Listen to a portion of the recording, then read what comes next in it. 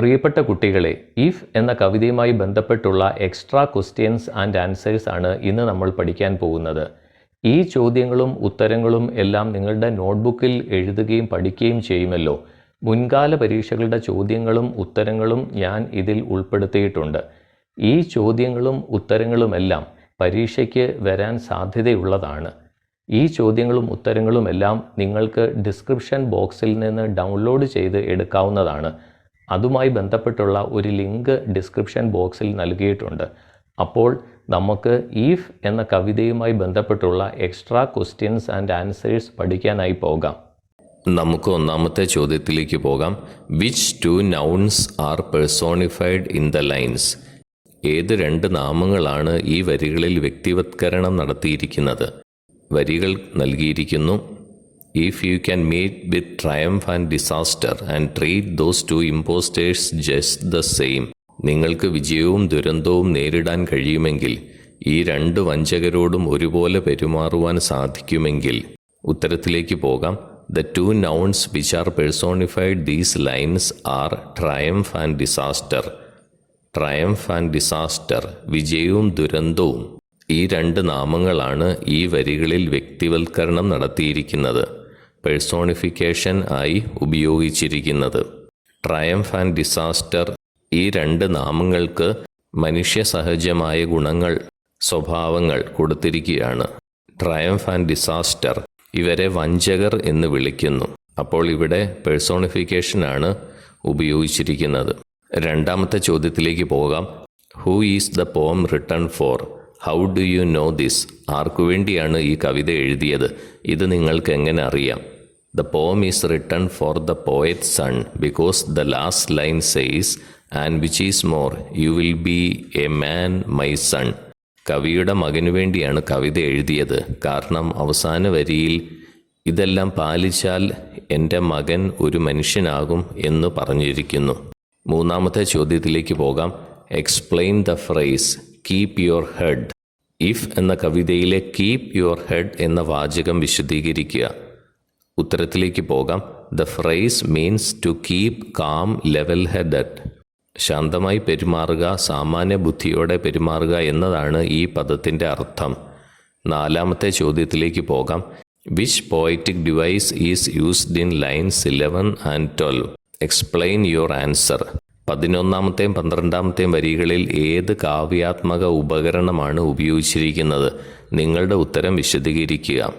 11ാമത്തെയും 12ാമത്തെയും വരികൾ എന്ന് പറയുന്നത് ഇതാണ്.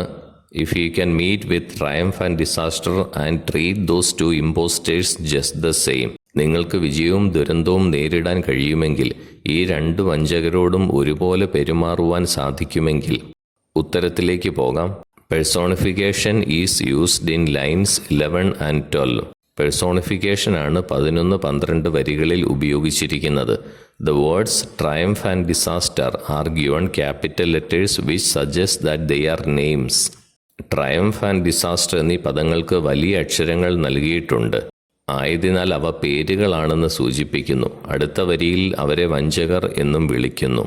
അഞ്ചാമത്തെ ചോദ്യത്തിലേക്ക് പോകാം. What might the word knaves mean? Knaves എന്ന വാക്കിൻ്റെ അർത്ഥം എന്താണ്? The word knaves mean dishonest men. Knaves എന്ന വാക്കിൻ്റെ അർത്ഥം സത്യസന്ധരല്ലാത്ത മനുഷ്യർ എന്നാണ്. ആറാമത്തെ ചോദ്യത്തിലേക്ക് പോകാം. What did the poet mean when he wrote the following lines?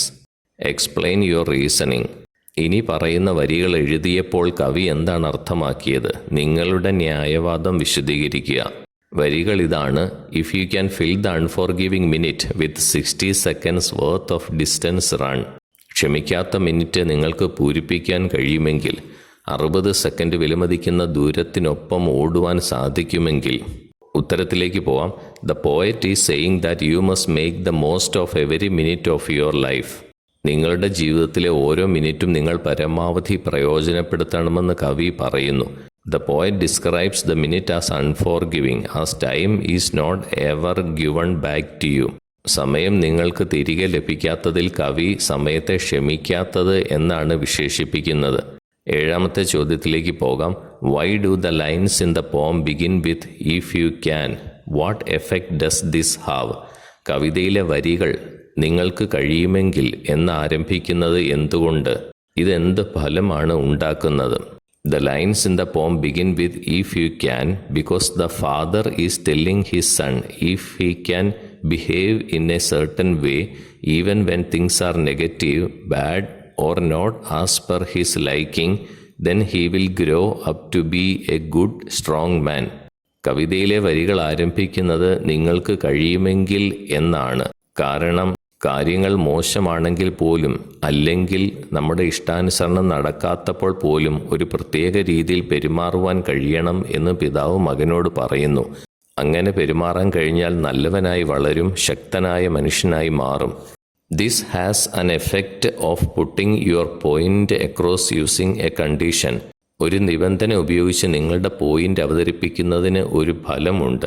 The reader is forced to think what he or she would do if faced with similar situation. സമാനമായ സാഹചര്യം നേരിട്ടാൽ അവൻ അല്ലെങ്കിൽ അവൾ എന്ത് ചെയ്യുമെന്ന് ചിന്തിക്കാൻ വായനക്കാരൻ നിർബന്ധിതനാകുന്നു. Also, it maintains uniformity as all the advice begins with if you can. എല്ലാ ഉപദേശങ്ങളും നിങ്ങൾക്ക് കഴിയുമെങ്കിൽ എന്നാരംഭിക്കുന്നതിനാൽ ഇത് ആകർഷകത്വം നിലനിർത്തുന്നു. തുടർന്ന് വായിക്കുവാൻ അത് നമ്മെ പ്രേരിപ്പിക്കുന്നു. 8ാമത്തെ ചോദ്യത്തിലേക്ക് പോകാം. What, according to Rudyard Kipling, is the highest quality that makes a man a true human being? റഡിയാർഡ് കിപ്ലിങ്ങിൻ്റെ അഭിപ്രായം അനുസരിച്ച് ഒരു മനുഷ്യനെ യഥാർത്ഥ മനുഷ്യനാക്കുന്ന ഏറ്റവും ഉയർന്ന ഗുണം എന്താണ്? According to Rudyard Kipling, when you can fill the unforgiving minute with 60 seconds worth of distance run, then it would make a man a true human being. Rudyard Kipling പറയുന്നതനുസരിച്ച് ക്ഷമിക്കാത്ത മിനിറ്റ്, അതായത് 60 സെക്കൻഡ് വിലയുള്ള ദൂരം നിങ്ങൾക്ക് പരമാവധി ഓടി തീർക്കാൻ കഴിയുമ്പോൾ അതൊരു മനുഷ്യനെ യഥാർത്ഥ മനുഷ്യനാക്കും. It means to make good use of every second without wasting on unimportant things. അപ്രധാനമായ കാര്യങ്ങൾക്ക് സമയം പാഴാക്കാതെ ഓരോ സെക്കൻഡും നന്നായി ഉപയോഗപ്പെടുത്തുക എന്നാണ് ഇതിനർത്ഥം. 9ാമത്തെ ചോദ്യത്തിലേക്ക് പോകാം. Bring out the message of the lines from the poem If by Rudyard Kipling. Rudyard Kipling എഴുതിയ ഇഫ് എന്ന കവിതയിൽ നിന്നുള്ള ഈ വരികളുടെ സന്ദേശം കൊണ്ടുവരിക. വരികൾ ഇതാണ്: If you can bear to hear the truth you have spoken, twisted by knaves to make a trap for fools, or wash the things you gave your life to broken, and stoop to build them with worn out tools. നിങ്ങൾ പറഞ്ഞ സത്യങ്ങൾ മറ്റുള്ളവർ വളച്ചൊടിച്ച് ആൾക്കാരെ കബളിപ്പിക്കുമ്പോൾ അത് സഹിച്ചുകൊണ്ട് മുന്നേറുവാൻ കഴിയുമെങ്കിൽ, ജീവിതത്തിൽ നിങ്ങൾ നേടിയ എല്ലാം തകർന്നു പോകുകയാണെങ്കിലും വീണ്ടും പഴയ പണിയായുധങ്ങളും എല്ലാം എടുത്തുകൊണ്ട് വീണ്ടും എല്ലാം കെട്ടിപ്പടുക്കുവാൻ സാധിക്കുമെങ്കിൽ. ഇതാണ് വരികൾ. ഈ വരികളുടെ സന്ദേശം കൊണ്ടുവരുവാനാണ് ചോദിച്ചിരിക്കുന്നത്. ഉത്തരത്തിലേക്ക് നമുക്ക് പോകാം. The poet means that sometimes even when you speak the truth, others will change your words to hurt others or convince others of untrue things. കവി അർത്ഥമാക്കുന്നത്, നിങ്ങൾ സത്യം സംസാരിക്കുമ്പോൾ മറ്റുള്ളവർ നിങ്ങളുടെ വാക്കുകൾ വളച്ചൊടിക്കുകയും മറ്റുള്ളവരെ വേദനിപ്പിക്കുന്നതിനോ അല്ലെങ്കിൽ മറ്റുള്ളവരെ അസത്യമായ കാര്യങ്ങൾ ബോധ്യപ്പെടുത്തുന്നതിനോ വേണ്ടിയോ നിങ്ങളുടെ വാക്കുകൾ ഉപയോഗിച്ചേക്കാം. You have to be able to overcome the negative feelings that might arise from this and move on with your life. ഇതിൽ നിന്നുണ്ടാകാനിടയുള്ള നെഗറ്റീവ് വികാരങ്ങളെ മറികടന്ന് നിങ്ങളുടെ ജീവിതവുമായി മുന്നോട്ട് പോകുവാൻ നിങ്ങൾക്ക് കഴിയണം. The lines also mean that whatever obstacles and setbacks a man faces, he must keep on striving without complaint. ഒരു മനുഷ്യൻ നേരിടുന്ന പ്രതിബന്ധങ്ങളും തിരിച്ചടികളും എന്തു തന്നെയായാലും പരാതിയില്ലാതെ ശ്രമിച്ചുകൊണ്ടിരിക്കണം എന്നും വരികൾ അർത്ഥമാക്കുന്നു. 10ാമത്തെ ചോദ്യത്തിലേക്ക് പോകാം. Justify the title of Rudyard Kipling's poem If, or why is the poem called If? Rudyard കിപ്ലിങ്ങിൻ്റെ ഇഫ് എന്ന കവിതയുടെ ശീർഷകം ന്യായീകരിക്കുക. അല്ലെങ്കിൽ എന്തുകൊണ്ടാണ് കവിതയെ എങ്കിൽ എന്ന് വിളിക്കുന്നത്? ഉത്തരത്തിലേക്ക് പോകാം. The poem If by Rudyard Kipling deals with the human qualities and character traits that we need to develop to succeed in life and more so to be a good human being.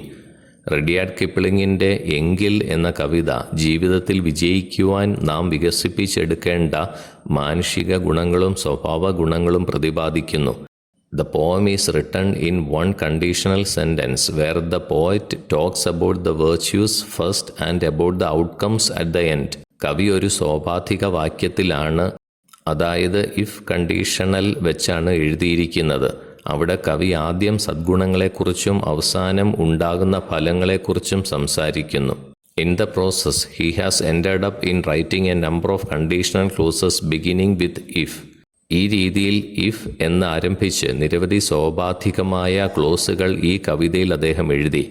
This structure is actually symbolic in suggesting that we can get the rewards only after we fulfill the preconditions.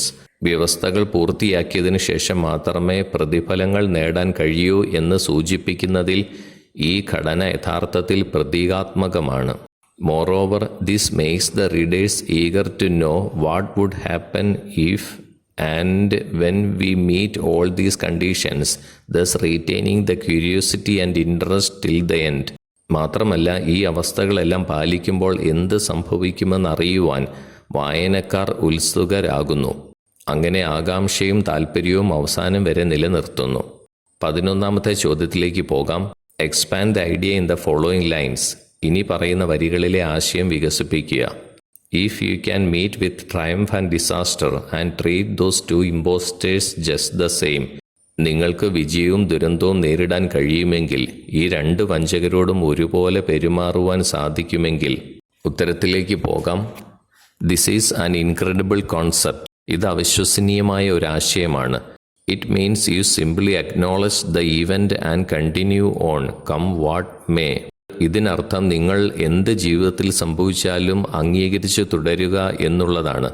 It makes you realise the relativity of both success and failure. വിജയത്തിൻ്റെയും പരാജയത്തിൻ്റെയും ആപേക്ഷികത ഇത് മനസ്സിലാക്കി തരുന്നു.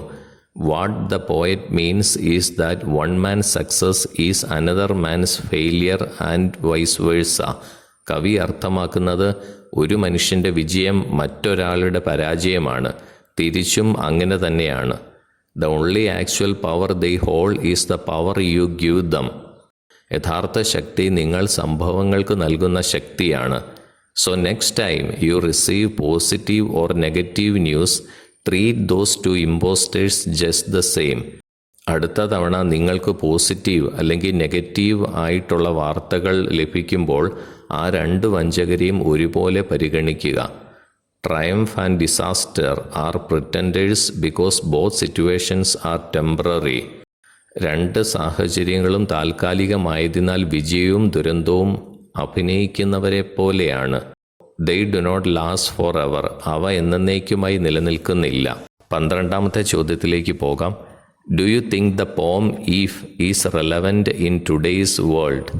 Comment on the relevance of Rudyard Kipling's poem If to the present day students. If എന്ന കവിത ഇന്നത്തെ ലോകത്ത് പ്രസക്തമാണെന്ന് നിങ്ങൾ കരുതുന്നുണ്ടോ? ഇന്നത്തെ വിദ്യാർത്ഥികളുടെ ഇടയിൽ റഡിയാർഡ് കിപ്ലിങ്ങിൻ്റെ എങ്കിൽ എന്ന കവിതയുടെ പ്രസക്തിയെക്കുറിച്ച് അഭിപ്രായം പറയുക. ഉത്തരത്തിലേക്ക് പോകാം. Generally I think the answer to this question is yes. സാധാരണയായി ഈ ചോദ്യത്തിനുള്ള ഉത്തരം അതെ എന്നാണ് ഞാൻ കരുതുന്നത്. Rudyard Kipling's poem If talks about some human qualities like calmness, self-belief, truthfulness, patience, ambition, thoughtfulness, indifference to success and failures, mental strength, power of will, attachment with people, wisdom to utilize our time well, and so on. Rudyard കിപ്ലിങ്ങിൻ്റെ If എന്ന കവിത ശാന്തത, ആത്മവിശ്വാസം, സത്യസന്ധത, ക്ഷമ, അഭിലാഷം, ചിന്താശേഷി, വിജയത്തോടും പരാജയങ്ങളോടുമുള്ള നിസ്സംഗത, മാനസിക ശക്തി, ഇച്ഛാശക്തി, ആളുകളുമായുള്ള അടുപ്പം, നമ്മുടെ സമയം നന്നായി വിനിയോഗിക്കാനുള്ള ജ്ഞാനം എന്നിവയെക്കുറിച്ച് നമ്മളോട് പറയുന്നു. These are the virtues that make a man successful in life and make him a perfect human being. ഒരു മനുഷ്യനെ ജീവിതത്തിൽ വിജയിപ്പിക്കുകയും അവനെ ഒരു തികഞ്ഞ മനുഷ്യനാക്കുകയും ചെയ്യുന്ന സദ്ഗുണങ്ങളാണിവ. These qualities are rather universal. ഈ ഗുണങ്ങൾ സാർവത്രികമാണ്. This was true centuries ago, even before the poet penned this poem. കവി ഈ കവിത എഴുതുന്നതിന് മുമ്പ് തന്നെ ഈ ഗുണങ്ങൾ ഉണ്ടായിരുന്നു, എന്നേക്കുമായി തുടരുകയും ചെയ്യും. So, it is always relevant irrespective of time period, place or target audience. അതിനാൽ സമയപരിധിയോ സ്ഥലമോ നിശ്ചയിക്കപ്പെട്ട പ്രേക്ഷകരോ ഇവയൊന്നും പരിഗണിക്കാതെ തന്നെ ഈ ഗുണങ്ങൾ എല്ലായ്പ്പോഴും പ്രസക്തമാണ്. The poem is very much relevant in helping the present day students to build a strong moral character. ഇന്നത്തെ വിദ്യാർത്ഥികളിൽ ശക്തമായ ധാർമ്മിക സ്വഭാവം വളർത്തിയെടുക്കുവാൻ സഹായിക്കുന്നതിൽ ഈ കവിത വളരെ പ്രസക്തമാണ്. Students are the future of nation. വിദ്യാർത്ഥികളാണ് രാജ്യത്തിൻ്റെ ഭാവി.